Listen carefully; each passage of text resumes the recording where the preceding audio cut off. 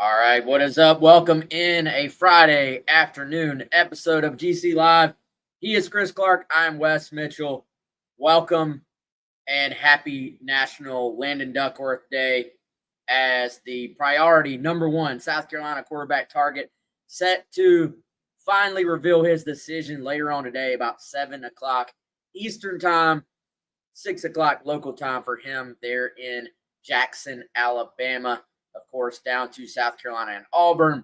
Later on in the show, we'll talk a good bit about what it would mean for South Carolina to potentially add Landon Duckworth to the commit list. But first, let me tell you about our good friend Clint Hammond of CMG Home Loans, ClintHammond.com, 803-422-6797, NMLS number 71597. As we always tell you, I know many of you, maybe you're not in the market for a new home right now. All we ask is that if you are or you're considering home ownership, give our guy Clint an opportunity to earn your business. Give him a call, 803-422-6797, or just go to that website and get more information. Clint, great guy, great supporter of the show, and a great supporter of the Gamecocks as well. Chris, we've been talking about Landon Duckworth, for 2 years now, man?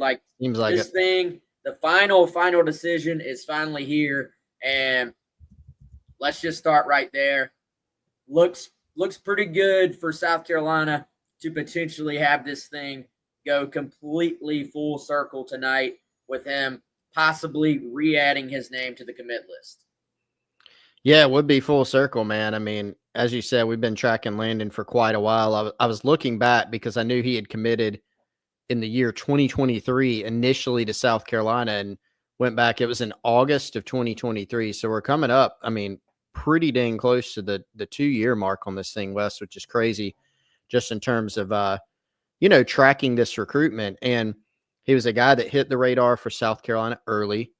And we've said some of this, but just as a refresher, Jackson, Alabama kid, Jody Wright, now the head coach at Murray State, was on staff at South Carolina, had ties to that area, worked that area in recruiting, offered Landon early, loved Landon and his upside and his athleticism, and got an early commitment. But, when quarterbacks typically commit pretty early, Wes, as we know. But when a guy commits that early, and especially a guy that where you go, this guy has a chance to be a national level quarterback recruit. He had some nice offers then, but you figured, hey, other schools are going to continue to come after this kid. It's probably not going to be over. Frankly, it's not going to be a huge shock, to be honest, if he doesn't end up in South Carolina's class, if he decommits. And so I think all those things ended up happening, right? Ole Miss jumps in, Auburn, all these other schools, FSU, North Carolina, et cetera, and he does reopen his recruitment. And sometimes, man, when that happens, it's kind of the last you hear of a guy. Sometimes you're a token inclusion on the top 5, but every now and then you get a guy who reopens his process, but both sides continue communication, and there's still a chance, right, that there's a reuniting of sorts. And that looks to be on track with Landon Duckworth. Obviously, Jody Wright's not on staff anymore. Dowell Loggins is not on staff, but Shane Beamer is. And Mike Shula, who obviously worked with the quarterbacks last year, now the OC, has kept that relationship going, and they've been able to hold off a strong push from multiple other programs, most notably in recent months, Auburn, who is Landon Duckworth's other finalist. Yeah, and man, I will say this too. Credit to those guys. Obviously they're not here, like you said.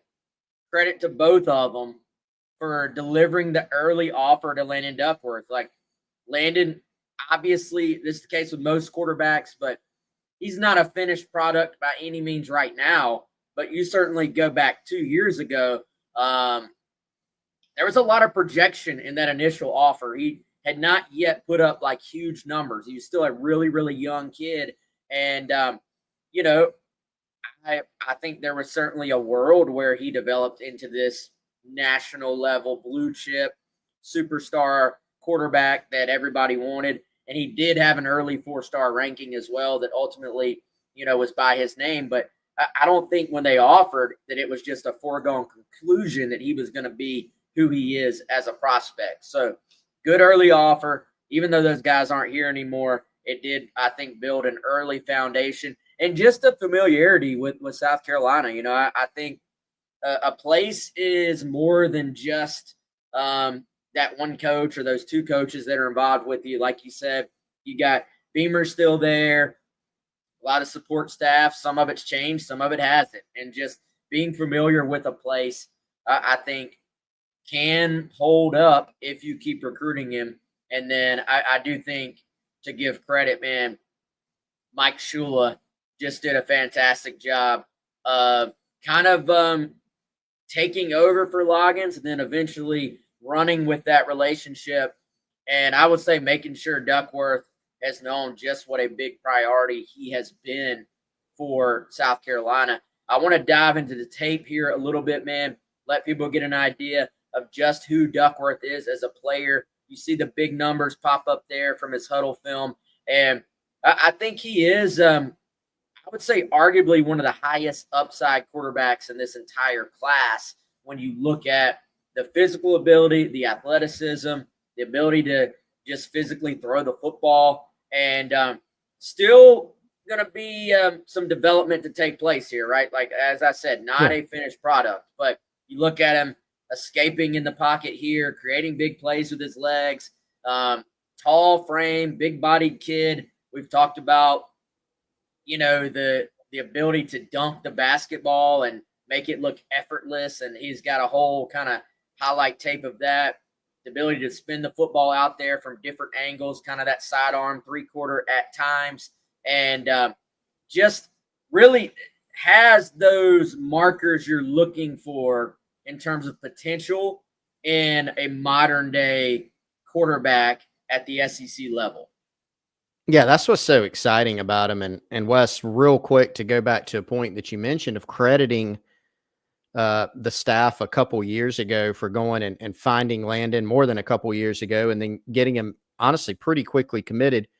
You know, that set all this into motion, right? Like, there's a chance maybe we're not talking about Landon Duckworth right now if Jody Wright wasn't on staff and didn't have those connections, right? I mean, he committed in August of 2023 before his season, and he's played 2 seasons since then, obviously. You know, he played the 2023 football season. He played the 2024 football season. I think he played 4 games as a freshman. You know, he did not put up those video game numbers last year, and you're seeing why on the tape. 3,400 passing yards, 39 touchdowns, and then rushed for 648 yards and 12 touchdowns too. So huge numbers. But that built over time. And you've seen that progression of him as a player, only playing in a handful of games as a freshman, the past 2 seasons doing big things. And I think you could anticipate as a senior this year, Landon Duckworth's probably going to have a pretty darn good senior year as he continues to progress. But, I mean, the exciting thing about him is, yes, there's a lot of potential, but, man, the tools that you already see are pretty impressive. Like, this guy's a true dual threat. He can throw the football down the field. You mentioned being able to throw from different arm angles. So he is a quarterback, right? Like, sometimes you're looking at guys saying, is the arm talent there? You do see it on tape. And you saw the reviews, for those of you that follow recruiting, of Landon Duckworth at the Elite 11. Impressed people out there with how he spun the football. But, man, it kind of goes to the next level because you're watching him on tape here. We got to set a rule. I think we've already said this, Wes. We're not going to compare people to Lenore Sellers. He's in the same category as a Jadeveon Clowney, I think. But there are some similarities in terms of Duckworth with him, you know, having that open field ability, having speed, being able to escape the pocket, pull a Houdini act. Obviously, it's tougher in the SEC level than in high school. But this kid, I think, is only going to get better and better. And just a lot of tools here at the quarterback position. Yeah, and I mean, at this point in his development, Lenora Sellers was not known yet to be Lenora Sellers and what he is today. So, you know, I don't think it's far-fetched to say he does have some tools like that. He has some athleticism like that. You know, Lenoris has continued to progress a lot as a passer since he was this age, since he was in this position. And, you know, in a general sense, like even among your blue chip guys, half of the quarterbacks just don't pan out the way you project them to, the way you hope them, you hope that they do if you're recruiting them or coaching them or whatever. So you always kind of have to have that in the back of your mind with a highly recruited quarterback. But what you want to do is recruit as many guys as you can that have the ability, that have the potential, that have the upside. And you know what I think is a little bit lost in the shuffle here with Landon? There's some really nice intangibles here too, man. Like, you talk to people around the program, like they love what Landon is all about. Like, they love him as a kid. They love his demeanor around the program. He, it was a while before he got back on campus. There was a stretch where he wasn't in Columbia very often, but then there was a stretch where you had unofficial, official visit, and then that final unofficial. And so he was back around everybody. You get the sense from talking to people that it was one of those things, kind of like when an old friend you haven't seen in a while stops by, and it's like you didn't have that time window in there where you didn't see him. Comfort level was there, but I just think he kind of fits the kind of person South Carolina wants to bring in. There's a comfort level on both sides of this thing. So very likable kid, has handled the process well and respectfully the entire way. And, that part matters too, man. Yeah, it does. And honestly, man, if you want to bring up another kind of Sellers similarity, they are different kids. I mean, covering Sellers, covering Duckworth. I'm not going to pretend that I've talked to Duckworth, 15 or 20 times, but have had the chance to interact with him since he was being recruited. Again, he's been on South Carolina's radar for a couple years now.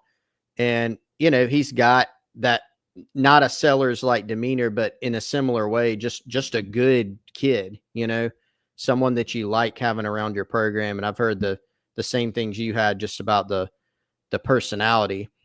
Wes, here's something I think too. Shane Beamer is definitely bringing this up if they land Duckworth, as we anticipate they're in good shape to do. And signing day, at his signing day press conference, he's going to bring up how Landon Duckworth is a state champion, right?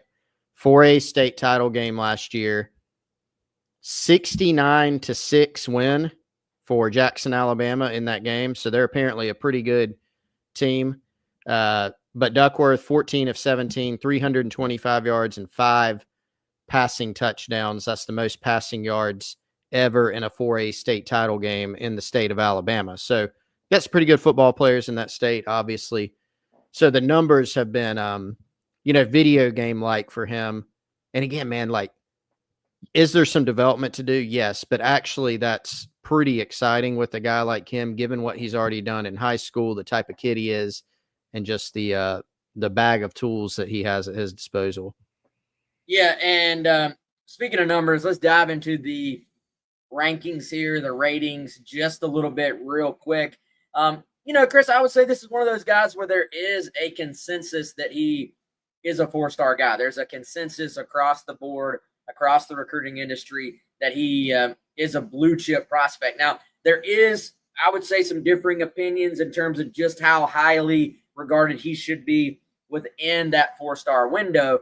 Right now, according to the Rivals industry ranking, which is, sort of that average at this point, which took the place of that On3 industry ranking with the purchase of Rivals by On3, number 85 overall prospect in the country and number 8 quarterback in the country. So that kind of gives you an idea of what the recruiting industry as a whole sees him as. You look at the national numbers everywhere from Rivals having him at 118 nationally. 24/7 has him the highest right now, 51 overall in the 2026 class, 178 for ESPN. So everybody agrees that he's a top 180 overall prospect. And then within those quarterback rankings, you have him 6th among QBs. You have him 6th among QBs, again, with 24/7. So both ESPN and 24/7. And then 10th among quarterbacks with Rivals. Does ESPN still separate them between dual threat and pro style? Because I'm wondering how he's 178 overall on ESPN, but still top 6 at QB. Yeah, I actually think they do. Let me double check that for us real quick. Yeah, so they have a pocket passer. I'm looking at their 2026 rankings. They have their pocket passer rankings and then their dual threat rankings. So they Yeah. do Okay. indeed still split them. Yep. Yeah. So that's why that is. So number 6, dual threat quarterback. The other guys have done away with that, which I kind of like, man. I think quarterback is a quarterback. I think that way of doing it is a little bit outdated, but so there you have it. Obviously, Chris, a 4-star guy among all the services. Just slight disagreements on just how highly rated he should be within that designation. And man, I think frankly, if you zoom out, obviously, if you're a Gamecock fan watching this, or you know Landon, hey, we want him as high as possible. But ultimately, those things, when you really start diving into it, it's going to shake out in the next 4 years. Like it's not really. You're just, I think, splitting hairs at this point. The real thing is he's a 4-star guy, and everybody agrees on that. Yeah, and I mean, man, go back and look at where Sellers was ranked. On 3, I think had him highest in the industry, but he was number 95. Number 95 overall in the country. That's not far off from where Rivals has them now. And real quick for those listening, why are you going back and forth between those? Since On 3 purchased Rivals, On 3 is now not doing rankings. The team at On 3 that did rankings, Charles Power, Cody Belair, they're now just doing Rivals rankings, right? So if you go back on like Lenore Sellers' profile, you're going to see an On 3 ranking, a Rivals ranking, a 24/7, an ESPN, all 4, and then the Rivals industry ranking. Now you're just going to see 3, right? You're going to see Rivals, 24/7, ESPN, and then the industry ranking, which is the average of all 3 of those. I don't know how much we've talked about that, Wes, so just throwing that out there real quick. But yeah, I mean, Lenore Sellers, number 95 nationally by On 3, they were the service that had him the highest in the industry, number 8 quarterback in the country. So that was actually a really good class for quarterbacks. Nico was number 1. A guy named Arch Manning was number 2. You had Jackson Arnold in there, Dante Moore. Sam Levitt was in that class, right? But so was Sellers. So regardless of where you kind of slot him, West, there's agreement that he's a 4-star guy. And then kind of where do you have him after that, Yeah, and regardless, a massive pickup there for South Carolina. Of course, assuming that it goes their way this evening in Jackson, Alabama. A guy that already is committed to South Carolina, Chris. This one happened, I would say, pretty quickly, at least in terms of the official offer going out. He was someone that, if you really followed recruiting, if you follow it more casually, maybe not, but if you really followed recruiting and followed all the little updates throughout the summer, particularly throughout June, we were talking about who's at camp, who's a guy to watch. You maybe picked up on this name, but Triston Lewis from Greenwood commits to South Carolina on Thursday. He is a high school quarterback, but is being offered and then committed as a defensive back to South Carolina. 6'3.5", 195 pounds, verified in camp, a 4.6 40-yard dash guy, 4.5 in the shuttle. Don't know his vertical, but I was told it was a good number as well.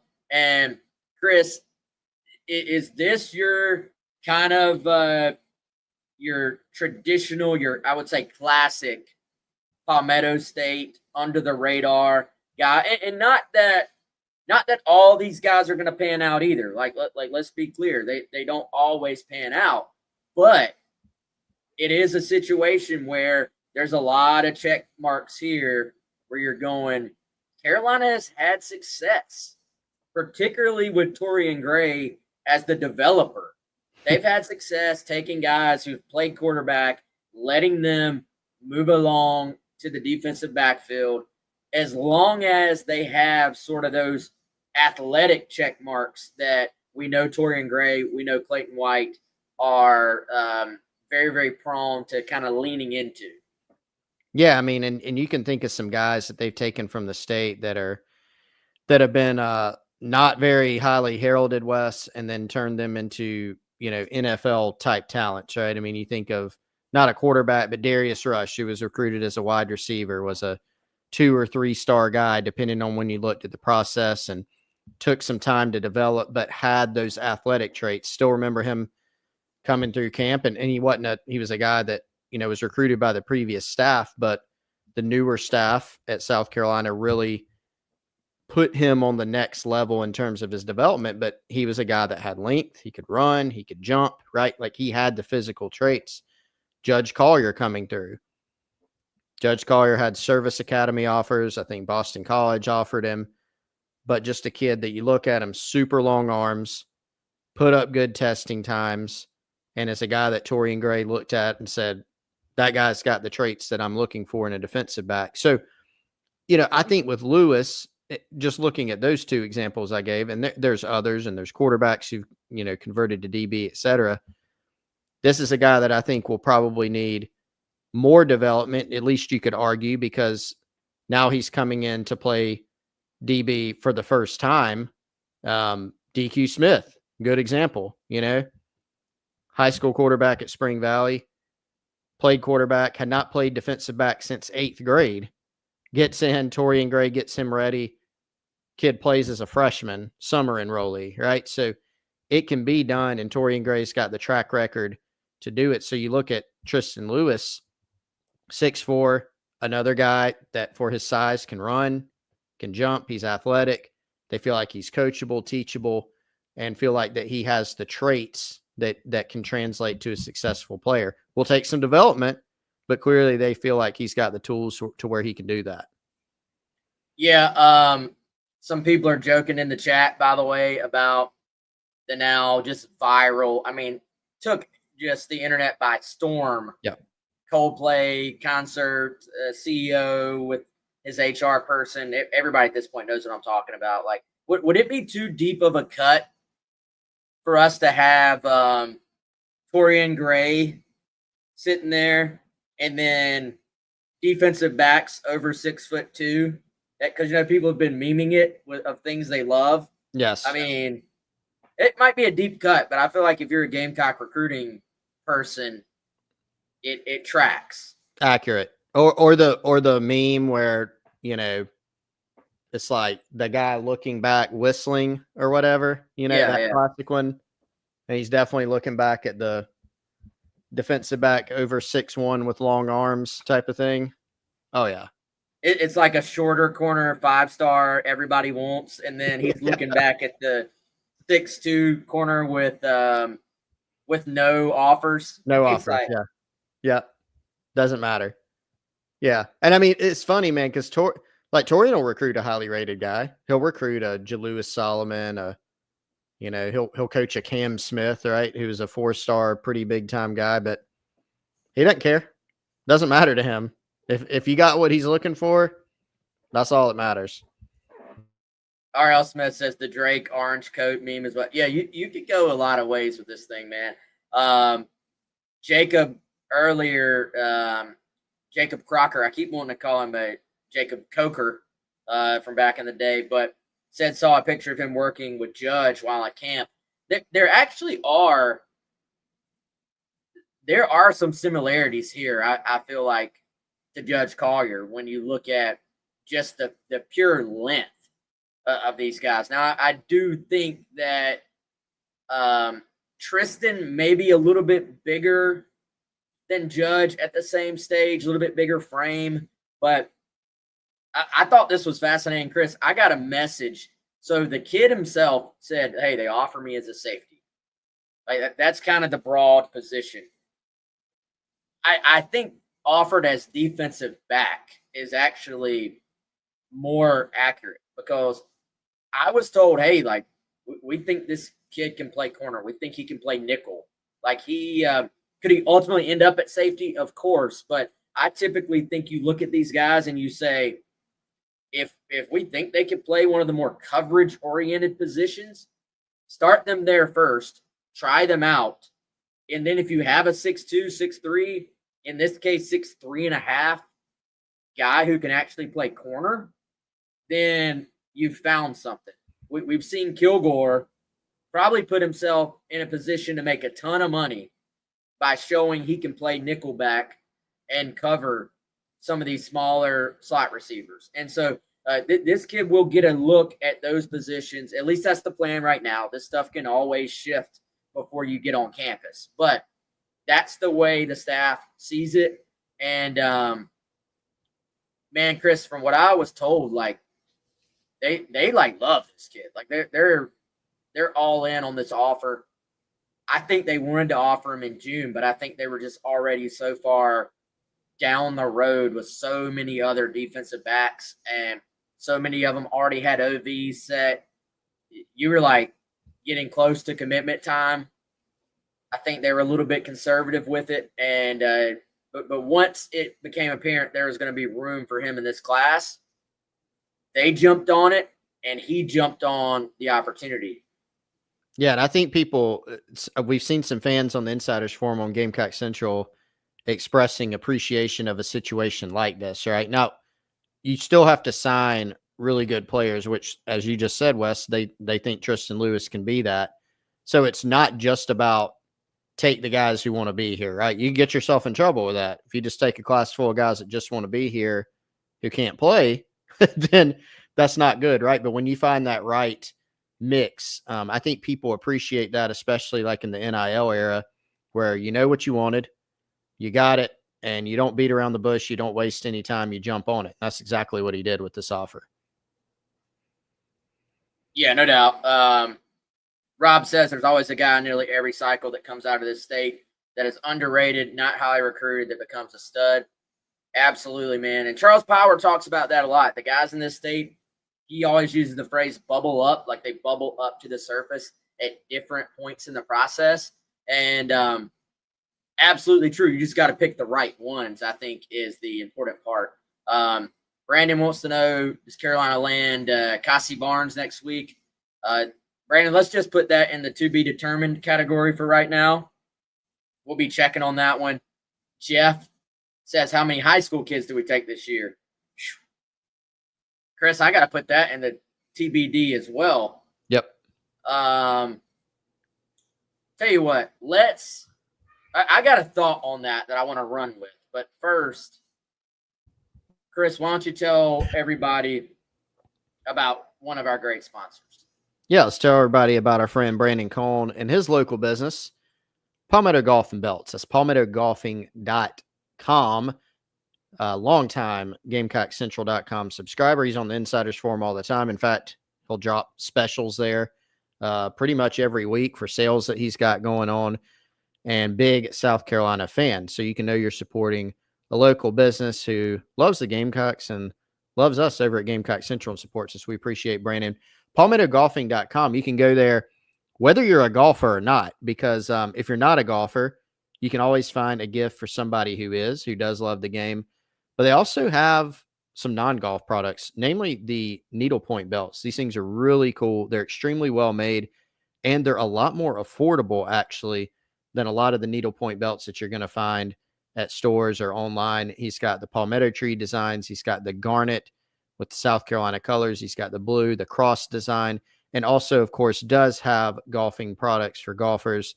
He's got custom golf towels, custom golf tees, and other stuff as well.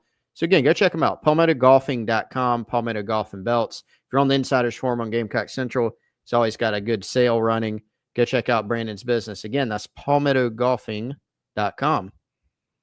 Before we go any further, let me tell you about our friends at My Perfect Franchise, namely our guy Andy Luedecke, who is the owner of My Perfect Franchise. You'll be dealing directly with him if you hit them up at 404-973-9901, or shoot them an email, andy@myperfectfranchise.net, or just head on over to that website and see a little bit more about what they're all about. You may be wondering, what is that? Well, Andy is going to be someone you could contact if you've been thinking about starting a side business or going all in on business ownership.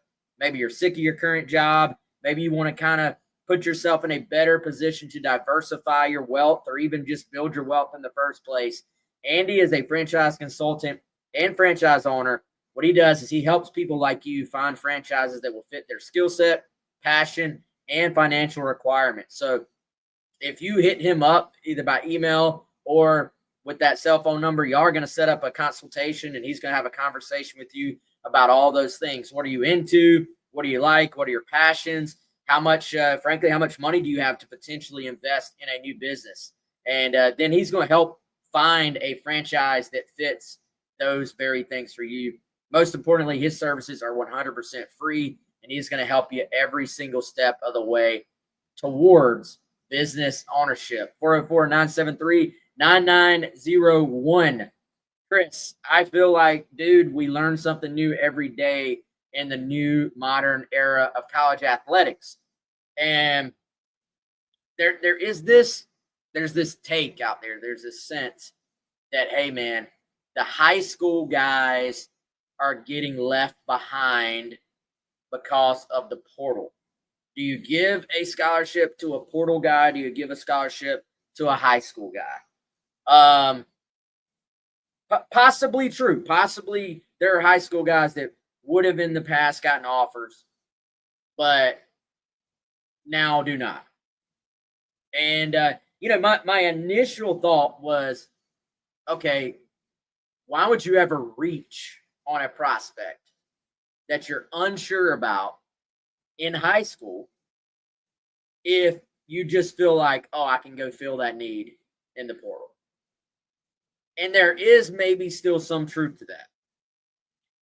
But we are still seeing colleges take 20-man high school classes, 25-man, but because you're adding guys from the portal, yes, but you're losing just as many guys to the portal. So does that part maybe just even out, and then you're still taking your 25-man high school class?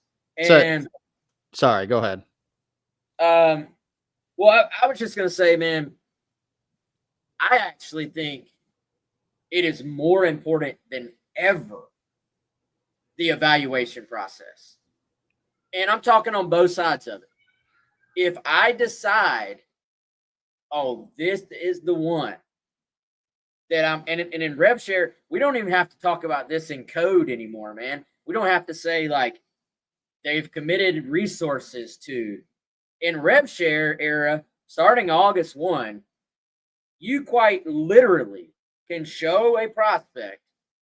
They can't sign it yet, but you can send them a physical contract and say, have your people look this over. So we don't have to talk in codes. We don't have to talk, like, literally, we're talking about a financial offer, right? Yep. It is more important than ever, that 5-star, that 4-star, that highly recruited guy.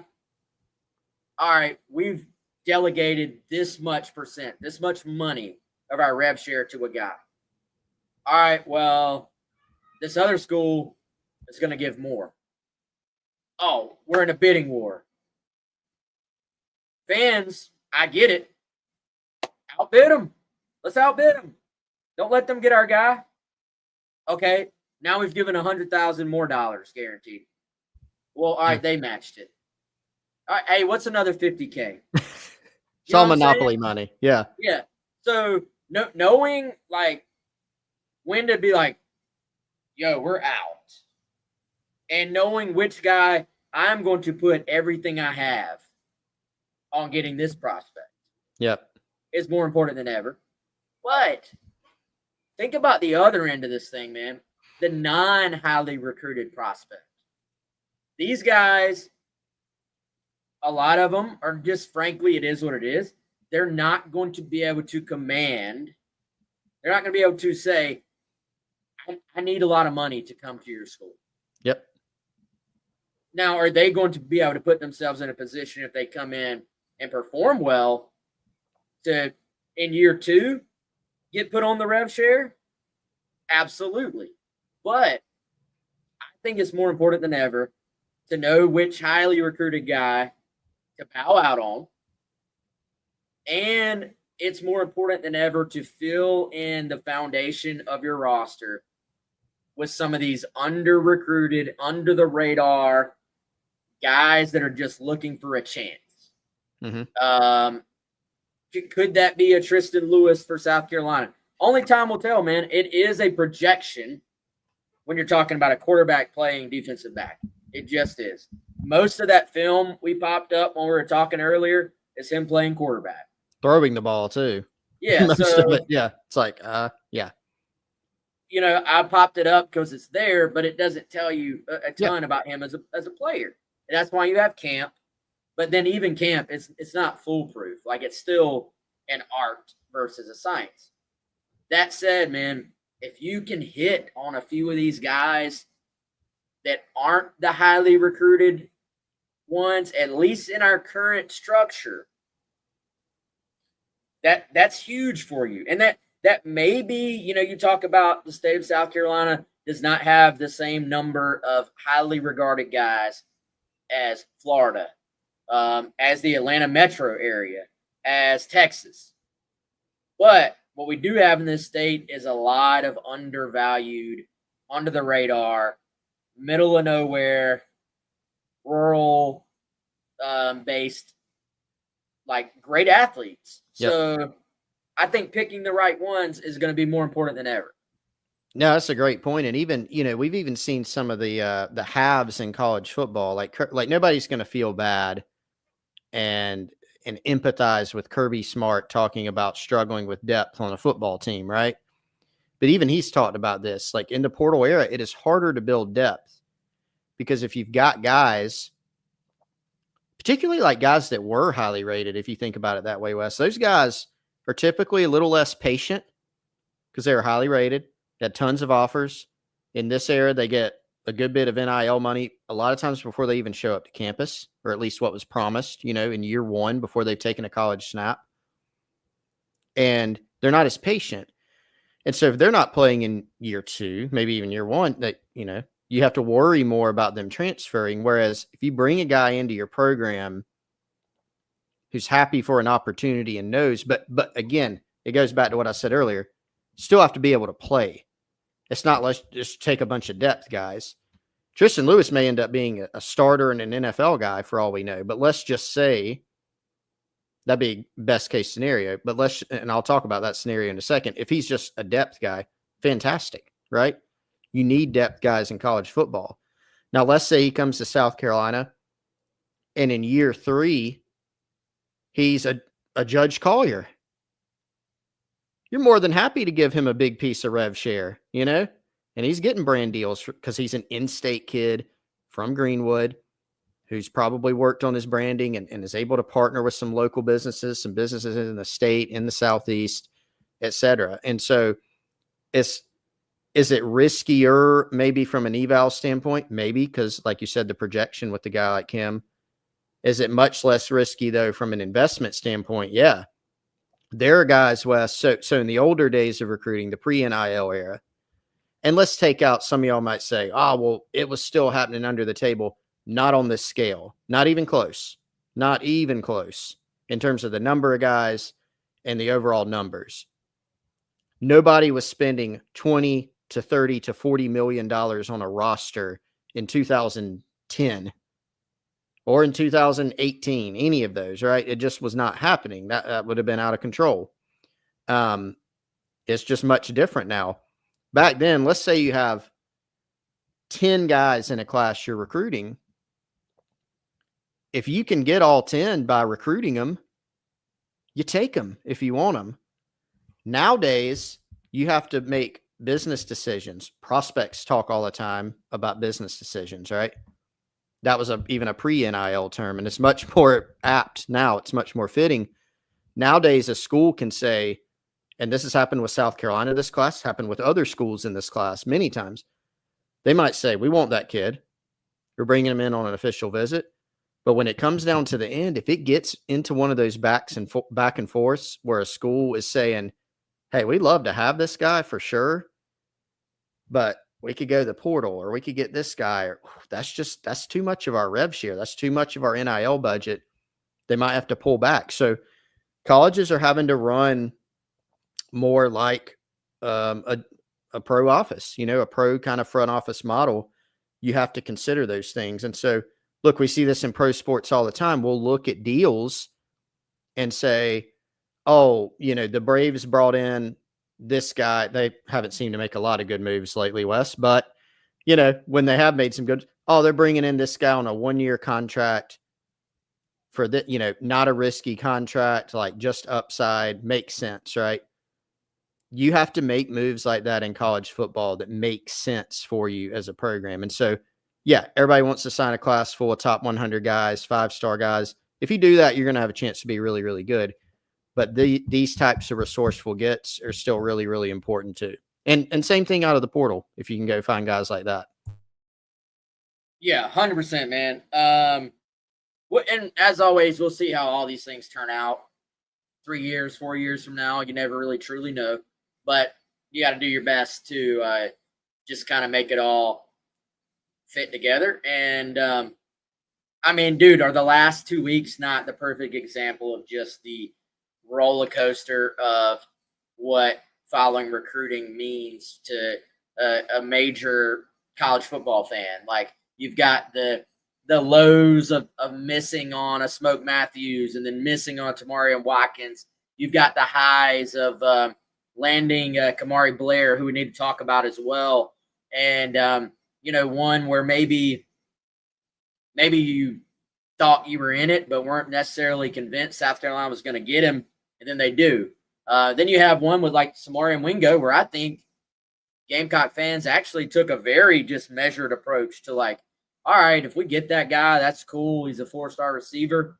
If we don't, it is what it is, man. And so now you go from feeling like there's not much momentum to you add in, you add in Kamari, you add in Triston, you potentially add in Duckworth, and then Amari Thomas decommits from Florida State, and you're going, well, hey, all is right with the world again. So this is the roller coaster that is recruiting. And I want to get in to Amari Thomas here, at least momentarily, or at least for a minute here, man, because this is one where it's been kind of interesting to me in that we have, for the longest time, we have like, it has seemed like South Carolina was in a pretty good spot with this kid, but he was still committed to Florida State, and he was still taking the OVs to Florida State, or the OV to Florida State. Then I think maybe another unofficial to Florida State, and you were just going, we got to be careful how we present this because things change so quickly in today's recruiting. But it just really felt like he liked South Carolina and maybe even wanted to be at South Carolina.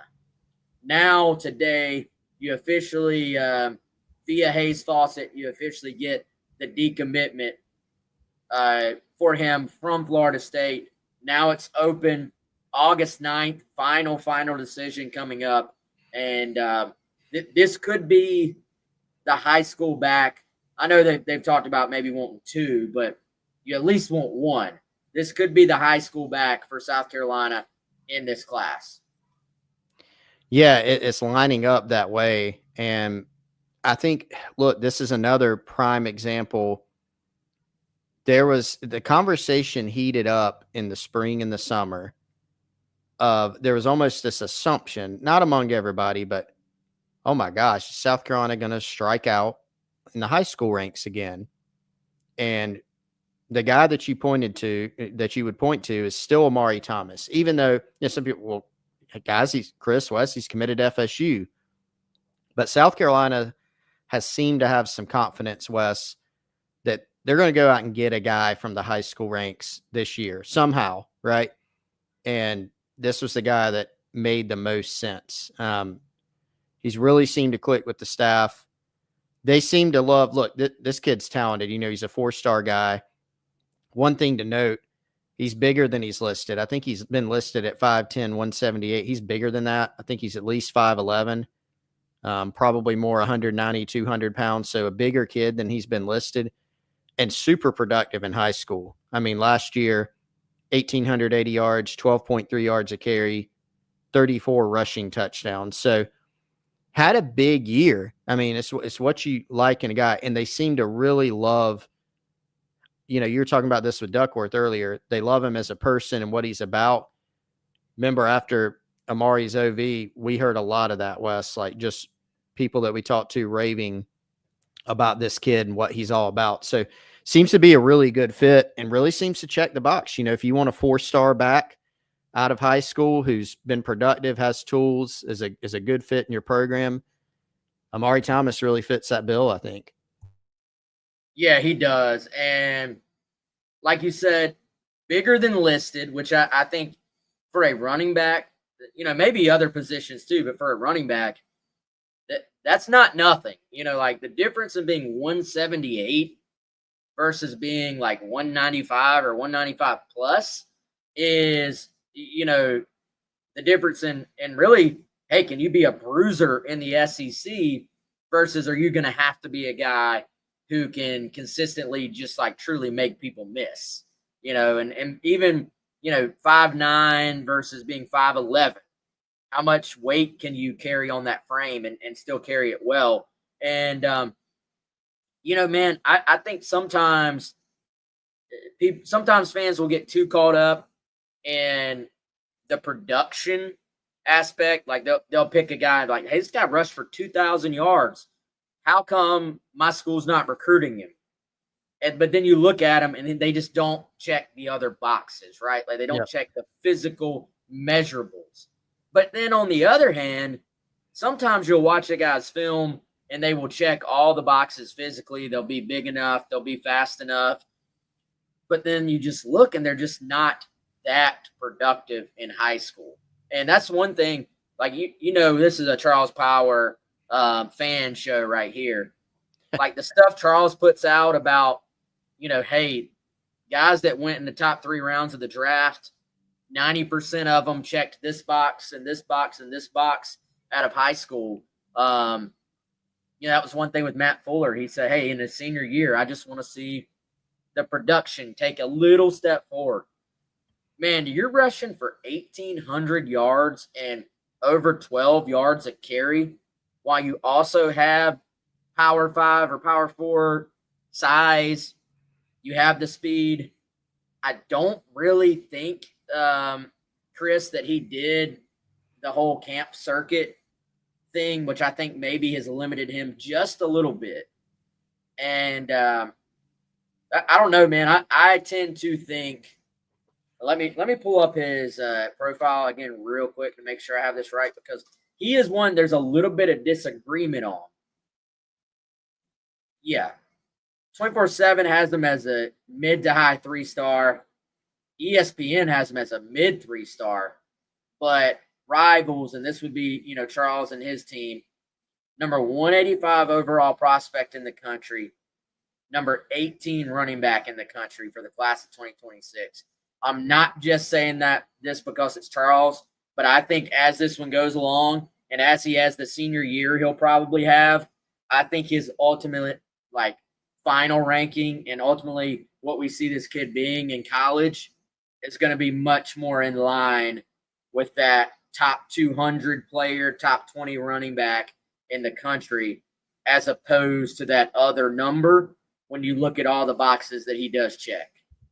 Yeah, and I mean, if anybody's, wondering, I mean, you can't really say he hasn't checked the production box thus far, but if you saying, let's see what he does this year, I mean, that's almost kind of hard to top, Wes, but he's actually changing high schools. He's playing at Blountstown this coming year in Florida.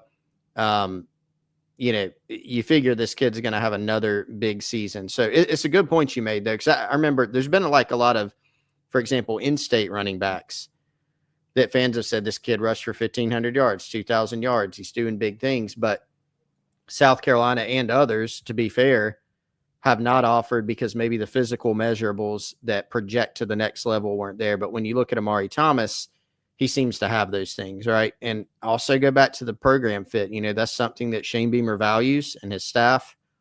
And they seem to really, really like what Amari Thomas brings from that standpoint as far as the kind of guy he is and the work ethic too. For sure, man. All right, let's close it out. Another guy the staff is very high on, and now a Gamecock commit, Kamari Blair. I was talking to somebody, man.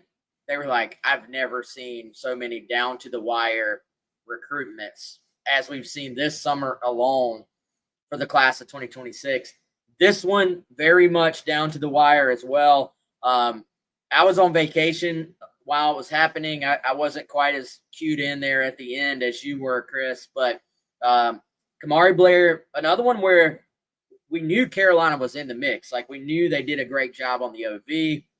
There was actually some talk, like you and I were discussing, like, hey, we better get a story ready for like a commit story. He may just shut it down after the official visit. We thought perhaps it might be an early commitment from him. That didn't happen. Did cancel a visit or two, but took some others. And then it comes down to South Carolina, Tennessee, Ole Miss. Chris, I would say this kid, my perception, he was like truly torn on what to do. Yep. I don't necessarily think it was like him building a bidding war. I think he truly did not know where he wanted to go. And ultimately, the Gamecocks went out for a very high upside offensive tackle in Kamari Blair. Yeah, big kid, man, 6'6". Man, listed at 280, but I feel like probably he could even be already bigger than that. It certainly has the frame to continue to get bigger. Another one of these kids that has a basketball background, so he's got footwork, he can move. If you look at his film, it really stands out how this kid can move. So we were talking about running backs and traits a minute ago. Same thing for offensive linemen. Like, when you're thinking, okay, offensive tackle, the first thing you're probably going to go to is what are the measurables in terms of the height, weight? Does he have the frame to play tackle? 6'6", 280 plus, check, right? With offensive linemen, especially with the competition level that South Carolina plays every year, playing SEC pass rushers and Clemson every year, you got to have guys that can move their feet out there and can play in space. And turn on Kamari's film, that's what he can do. You see him downfield blocking. They'll even put him in space in the run game. You see him motoring downfield, finding guys to block, can really, really move. And, man, interesting recruitment too, because Gamecocks didn't offer till this calendar year. A bunch of his Power 4 offers came in this year, not 2 years ago, 3 years ago, not last football season. Kind of a late riser, late bloomer from that standpoint. But I think people, including South Carolina, just saw his film and then the upside, the potential here too. And, you know, Ole Miss, Tennessee, Carolina, those are the finalists. I legitimately think all three of those schools took a turn or probably multiple turns at the top of his list. But he kind of forced himself to make a decision, set a decision date, and he seems set with it, Wes. And so big recruiting win for South Carolina. Yeah, dude, that one clip, I mean, my man is hauling down the field looking for somebody to hit. Yep. You see him play some defensive end on here, you know, making some plays on the defensive line too. Certainly, and I think, again, man, we've talked about this, but if you're going to take high school offensive linemen that you're trying to develop, give me the upside guys. Like, give me the guys that have that tackle potential in the SEC. Or give me guys, if they're going to play on the interior, that are just so good that I know O-line is difficult to kind of project. It's a hard position to evaluate. But if I'm taking guard types, you know, give me guys that are so athletic they can maybe even play tackle, like Zion Giles, like Darius Gray. Like, these are sort of as much of a can't miss type offensive line prospect as you can recruit out of high school. But my tackles, give me the super athletes. Kamari, I remember when he took his first visit, he said the staff was telling him, hey, man, like, we see some Josiah Thompson in you. And, you know, Josiah obviously was, you know, a little bit higher on the rankings. He was more of a borderline 5-star guy, was a 5-star guy, according to On3 at the time. Kamari, you know, more of a 4-star guy, number 25 offensive tackle in the country. But that was sort of what the staff was telling him they saw in him. And, you know, Chris, I remember when he got the offer, and we heard, hey, keep an eye on this guy long term. Like South Carolina wants to make a real push here. Like it was not a throwaway offer. And every offer carries weight. Every offer carries value.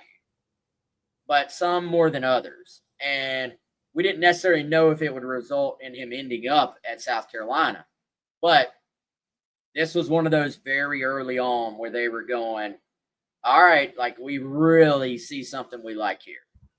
Yeah, I remember that vividly. And, kind of an accelerated recruitment because, again, things didn't pick up until, really the spring and summer for Kamari Blair. And then he, makes a summer decision here in July. So, but at the same time, he was kind of, I think, already tired of the recruiting process. I think he's a guy that, he enjoyed the recruiting process, but didn't want to really prolong it for an extended period of time. So definitely a priority guy and really has been all along for South Carolina, a recruitment that I think they navigated pretty well. The staff did, I think, a really good job with that one down to the end, and they were able to get it done. So really, really intrigued by this guy because of the, is he a Josiah Thompson from the standpoint of, hey, you're thinking this guy's going to come in and be a year one guy, a year one starter? Maybe not, because ideally that's not really even the route you want to take as an offensive lineman, especially with the tackle position. But man, just like a lot of physical upside and ability for Kamari Blair. So Rob asked, how much do schools use their camps as primary recruiting tool versus old school scouting the players at their high school game? I mean, I would say it's still a mix. But I don't know though, Chris. It certainly feels to me, especially with the timing of things these days, that the camps a lot of times are more about, hey, get this guy in early, right? Like get him in if you can, like before their junior year, and get them in your system and get some measurables down. It feels to me like there's so much film of guys now, and the huddles get updated, and you have such a big team of guys in your recruiting department who can cut film, who can literally watch an entire game of a player from a computer, then can cut it down and show the coach for that position, hey, this is what he did great on Friday. This is what he did bad on Friday. This is everything in between. Like your student, kind of your grinders that you have to have that make everything work. I don't think that the game evaluation has disappeared, but I do think the game evaluation is a little bit more just virtual than it used to be. You know what I mean? No, that's fair. I think the game evaluation in terms of a coach being on the sidelines in person is a little bit more so the prospect and his family can see that you were at the game. You know what I mean? Like, and there's some value in it. It is different being at a game in person. You can see the interactions on the sideline. I mentioned DQ Smith earlier. I remember hearing that Torian Gray was sold on DQ Smith after going to one of his high school football games and watching him play quarterback for the whole game and watching his toughness and, just how he conducted himself. So there is value in it, but you're right. With the technology that we have nowadays, it's easier to get your hands on it. I mean, back in the days, Wes, you're sitting there watching film from our guy over at Athlete Vault, Jason, and you're trying to pick out which pixel a guy is, and you're trading CDs back and forth. And it's just a lot easier now.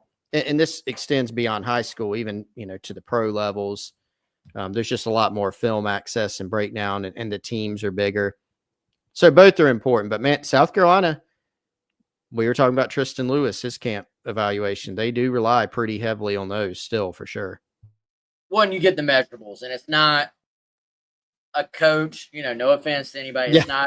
It's not a high school coach doing a 40, and we're going to shave a little bit off of this because I love you as a kid. It's, and if you run too fast at camp, what do they tell you? Hey, go run it again. Do it again. Yep. Do it. 4-3? No, man, go back. Show me you can do it again. My My fingers might have been a little quick on that one. So Yeah. that's the value of camp as well. And Chris, I think that's going to do it, man. I'm going to leave everybody with this. How about this tweet from Charles Power? He said this from yesterday, about 24 hours ago.